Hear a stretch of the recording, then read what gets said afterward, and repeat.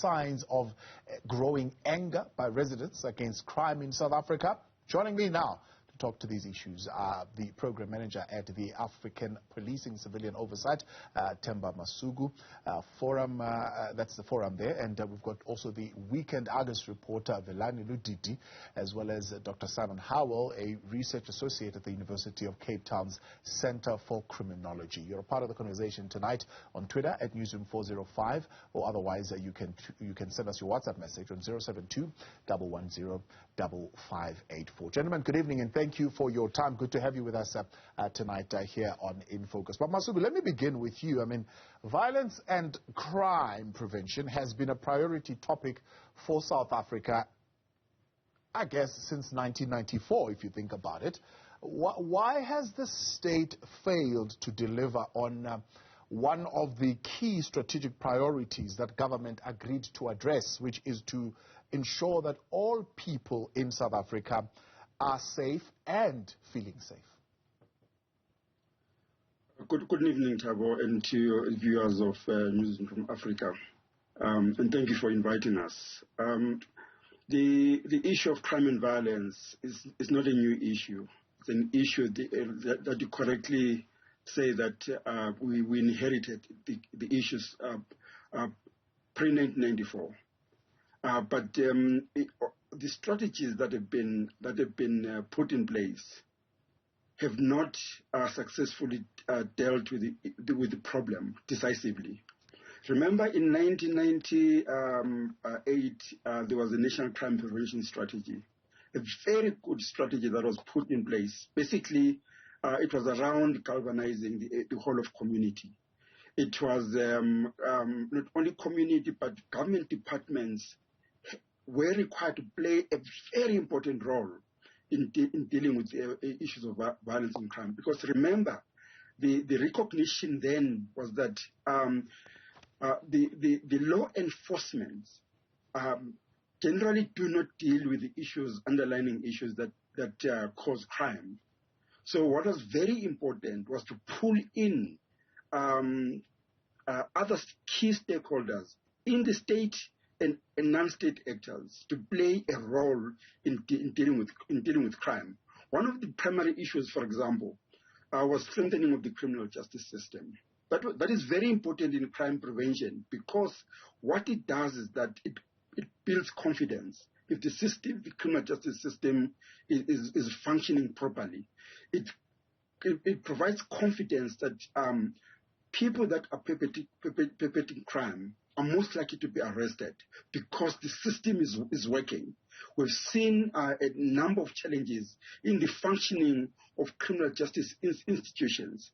The second issue has been around the creation of a professional police service. Yeah. That has been very important. Yeah. In dealing with issues of crime. We still have problems in the policing system, where, for example, the proper functioning of different police units are not functioning as expected, either due to lack of resources, due to training, and other inherent problems within the South African police services. This integrated approach has not succeeded. For example, here, in the problem that is happening either in Khayelitsha or in Diepsloot at the moment, we only saw the Minister of Police going to visit the community. The Minister of Police will only be able to stabilize the situation. But the Minister of Police and the police are not going to deal with the underlying poverty, unemployment that are real problems that are causing a lot of problems. You're touching there on what the National Development Plan actually outlined as well. The issue of that are directly related to crime or safety and security being the socioeconomic development and equality issues that affect, of course, how communities develop. So things like employment creation, improved education, health outcomes, and the strengthening of social cohesion. I'll come back to that in a moment. But let's bring in here Dr. Simon Howell as well into the conversation. Dr. Simon, good evening. Good to have you with us. The issue that Mr. Masuku is raising there of an integrated, holistic approach to safety and security is one that in 2016 in the white paper was also articulated. But did the policy provide substance into the direction in which things proceeded in South Africa around the building of safer communities? Well, I mean, yeah, I think I agree, in the sense that you can't arrest your way out of social issues.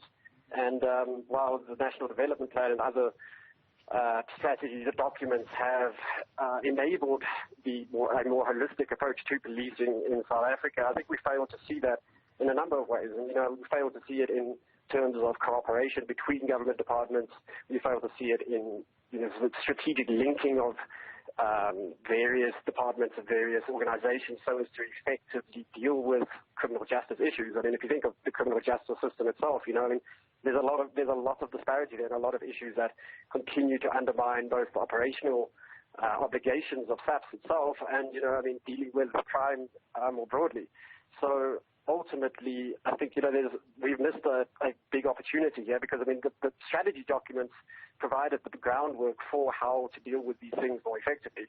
And yet, as they have been deployed on the ground, there has been very little effective movement so as to sort of meet those strategic goals. And as a result, I think both SAPS has been weakened and undermined by a lack of a broader engagement with criminal issues or crime issues. And at the same time, communities are increasingly frustrated that crime isn't dealt with effectively. And, the result is this anger that continues to underpin South African society. And ultimately, that tends to lend itself towards more criminality, which is ironic. Yeah. Velani, as far as your experience in reporting crime and how the networks are operating currently, what is really behind the drive of criminal activity? Is it, as we put it right now, socioeconomic challenges that you find are at the heart and at the core of criminal activity that is currently going on? Precisely. The killings are influenced. I think if we have to put it in one word, it's economics. But it's a series of complex factors, as access to the market, taxi protection fees, recruitment of young people to join gangsters. Also members stealing members from each other, which also leads to this. But as the people who've spoken before me have said, the whole issue is about the economy. And I see that we've touched on what's happening in Diepsloot. If you notice the way that Police Minister Pegitsela responded to the residents, he said that I will be coming back with the Minister of small businesses. I'll be coming back, and he mentioned another minister. But when it comes to Cape Town, also he was with Premier Makura when he was in Diepsloot. But when it comes to Cape Town, he comes alone. And what he does, when he speaks about the ills, he will point out that the Western Cape government, which they too have a role to play, but you see, there is no combination. He comes alone, and then he will tell the people that, look, guys, I see the crime. We have issues there that are beyond my control. You do not have lights, you do not have flashing toilets, police can't even police your areas. But why can't he come with the Minister of Small Businesses in Cape Town? Why he can't bring in the Premier and engage the Premier, say that, Premier, 5 people have been shot on Thursday night. I am coming down to Cape Town, and I would like you to come with me. And it's easier to speak to his counterparts, your Minister of Small Business, Women Settlements, and then they come together because Minister of Police can only do so much, which deals with the policing, but the whole other social ills need other ministers to come on board, and that they are not doing that.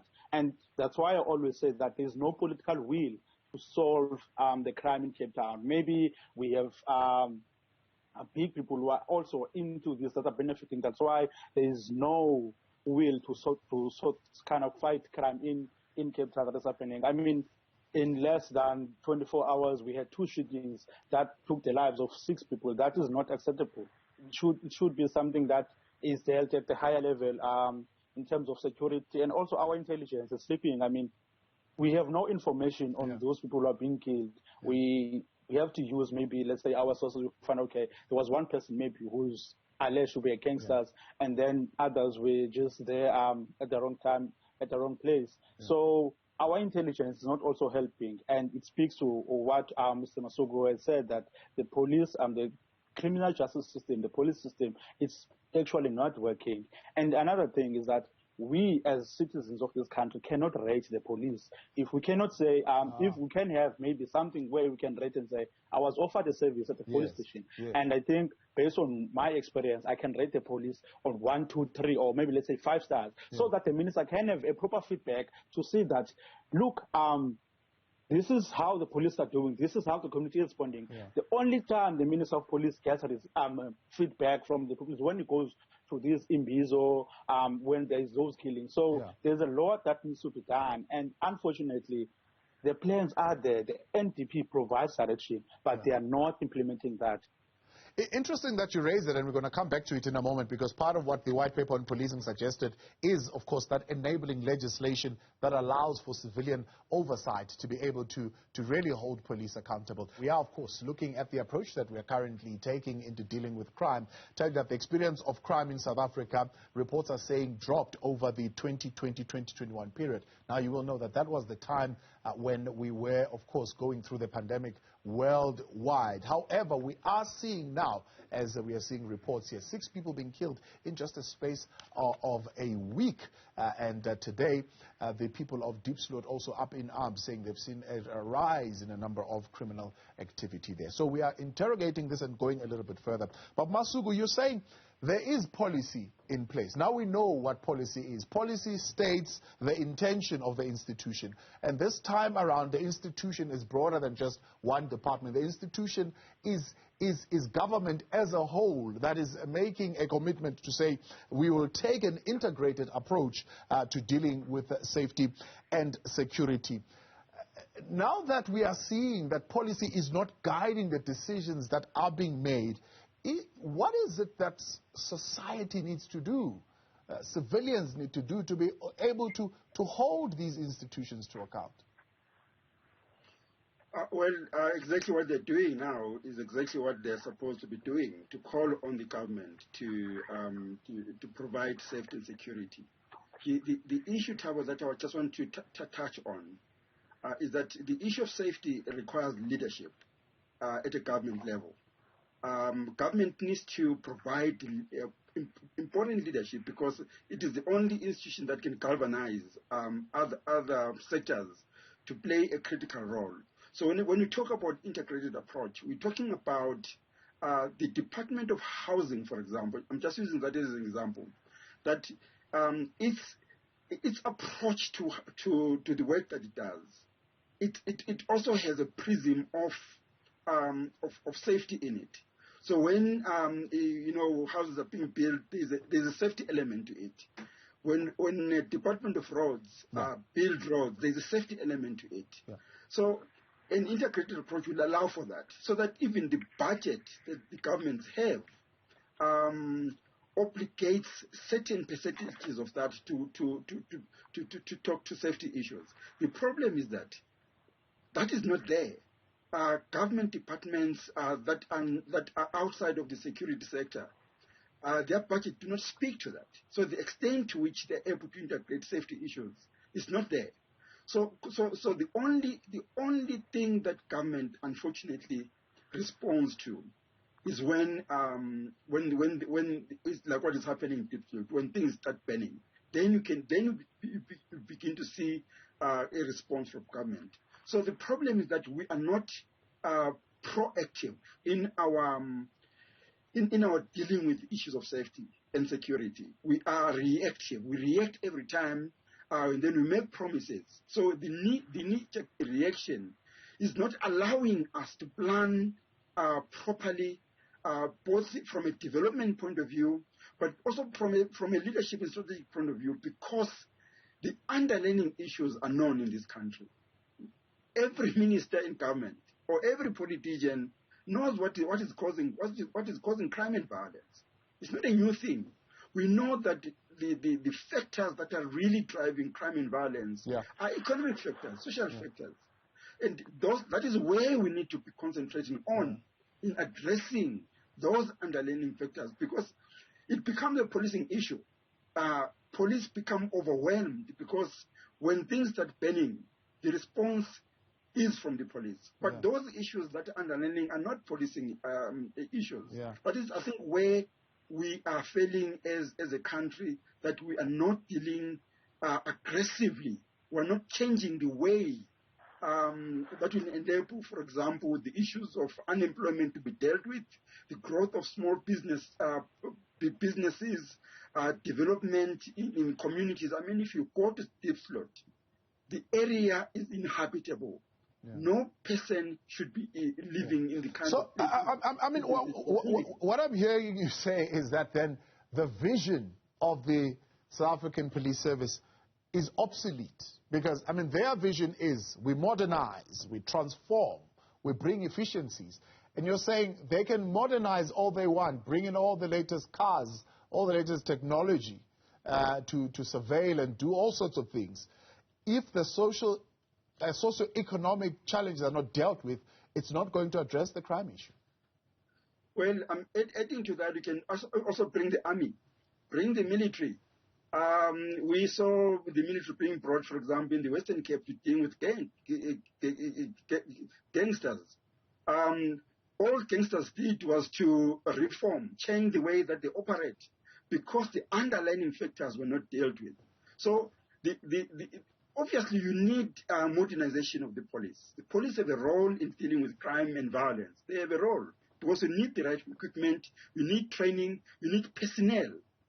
Those things to be in place, but I am saying that those need to be augmented by other social partners, by other government departments that are there to deal with those underlying factors that perpetuate crime. Dr. Simon, what does it take then to align the police service to the rest of the public service and also enable civilian oversight if there is a lack of delivery? Well, I think as we mentioned that we look to the police to do and play an entire number of roles that are not really policing related, or that police officers are not trained to engage with. So, police officers become social workers and become psychiatrists and psychologists and all sorts of things in the process. And how do we integrate that into a broader society? Well, I think, it's not really that SAPS needs to be integrated into society or into other government departments, but rather other government departments need to come to the table and start performing their duties in a more holistic manner and in a more cohesive manner, so as that, these deeper social issues are dealt with, or at least engaged with more effectively. The police sort of pick up and end up responding to the results of all of these issues rather than actually, having to deal with. They end up dealing with the issues when in fact those issues can't be dealt with by policing specifically. And in that terms, there is of course an issue around legitimacy and how the police engage with the public, which is often undermines their own project, because the police tend to be heavy-handed, and that is further bolstered by things like the deployment of the military, which ultimately alienates communities from the very policing structures which are meant to safeguard them. So, there's a complex relationship here, a complex mix of issues, ultimately, which, to re-engage that ultimately requires a conversation, I think, an honest conversation, both by the police, but also by other government departments and government agencies, so as that we can begin responding more holistically to the range of issues that permeate in society. Within that sphere, there is, of course, a place for community dialogue and community engagement, which needs to be deeper than simply a quick visit by the minister, frankly. Because, the minister often has a roadshow in which he visits communities which have been which are dealing with serious crime issues. But, what does that really help anything in my mind? It seems to me that this is sort of a one-off, quick publicity stunt more than anything else, because, when he leaves, those issues are going to remain. Unless we consistently deal with those issues over the long term, then those issues will keep occurring. Look at gangsterism, for instance. Gangsterism in the Western Cape continues to exist and continues to undermine the safety and security of a vast array of communities. And we respond with more military or more police, but how many times do we have to fail at this to realize that we're not responding in the right way? And no amount of visits by any minister is going to really change that. Right? Yeah. Velani, speaking of the existence still of gangsters, for example, in the Western Cape, and the question of skill. I mean, you mentioned earlier on, for example, that our intelligence is caught sleeping. Is there a gap between the skill of the police and the skills of the syndicates and the criminals to evade the law? Currently, do you find that there is a discrepancy, that maybe the criminals are a little bit more advanced in their skills today? Well, I think, I wouldn't say they are more advanced. They are not. It's just that we do not have well-trained police or well-equipped police. I mean, take, for example, if a 13-year-old is joining a gang, what will a police constable go to that 13-year-old and say and convince them to change their life around? We are not that well-equipped to do that, which is why also when I spoke to an expert community activist, said, look, as long as we treat these areas as crime hotspots, they are not. They are poverty hotspots. People are hungry there, and as long as they cannot find any other means of putting food on the table, the gangsters will always open their doors and say, look, if you are hungry, I can provide for you, and this is what you have to do for me. And if we're not sorting that out, then we'll always have this problem. What we're doing right now is what we've been doing for the past, 20 years. We've been trying to go and patch up with a bandage, whereas we're not dealing with the issue. We're speaking the same thing. And so our intelligence, it's not that intelligent. I mean, if 5 people can be killed and then 2 days, 3 days later, another 5 is killed. I mean, where are you? You should be on the ground. You are coordinating always. You should already, our intelligence should already knowing, okay, we're connecting the dots now, that we're anticipating that something will happen in an area like this, because this is the criminals that are operating here. Why they do not have maybe informants on the ground who can inform them of what is happening? That is why I always say would that not be, as we wrap up very quickly, the function of community policing forums? Look, they do try. I've spoken to many. They do try. But what I've also found out is that the information they provide to police actually ends up with the criminals. So they are also scared. But they, nonetheless, even though they are scared, they do try and put risk their lives and put their lives on the line and try. But the police are really not doing enough. And they are not, I wouldn't say they are skilled enough to do policing. So, as we have said that, look, we really need, I would say maybe a new minister or someone who can actually shape up the police force. But also we need other role players. We need other ministers who come in and sort out what is happening in our communities. As we've said, that it's not just a policing issue. We can put thousands, millions of police officers, but if people cannot find something to eat, the gangs will provide them an alternative.